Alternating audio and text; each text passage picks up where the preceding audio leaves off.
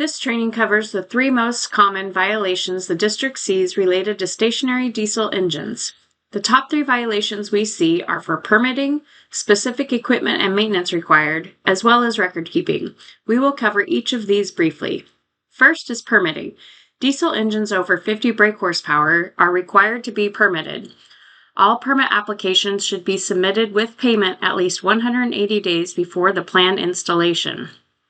Anything permitted through the district is required to pay annual renewal operating fees to keep the permit current.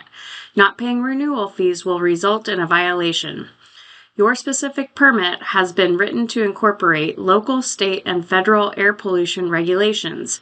Reading and following each condition will lead to a successful annual inspection.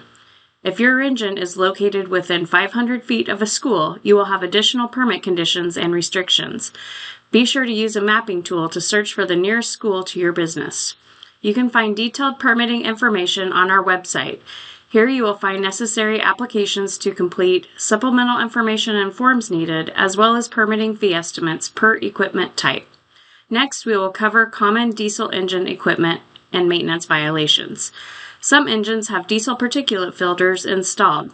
These are required to have a back pressure gauge, and facilities must record that value at least once each month the engine operates. All diesel engines are required to have a non-resettable meter. If a meter breaks, you must notify the district within 10 days and reflect this in your records. You can find an engine hour meter replacement form on our stationary engine compliance page. Annual periodic maintenance is the most common engine violation we see. District Rule 69.4.1 requires changing the oil and filter or testing the oil at least once per calendar year, along with inspecting other components such as air filters, hoses, belts, spark plugs, and replacing parts as necessary. Records detailing the annual preventative maintenance or oil analysis are required to prove compliance. Your service provider will provide a detailed description of this through a preventative maintenance checklist, work order, or invoice, and the date the service was provided. If you choose to test the oil, see the regulation for specific oil analysis requirements. Finally, we will cover record keeping. Records are required to be on-site and readily available for inspection. All engine operation must be recorded with the specific reason for use, such as testing and maintenance, power outage, emergency use, and nature of the emergency. Engine records near schools must include the time of day the engine is run, and any gaps in usage logs should be addressed immediately. When an inspector arrives, they expect to see equipment and records in order to complete the inspection. Permits should be posted on or near the equipment and be up to date.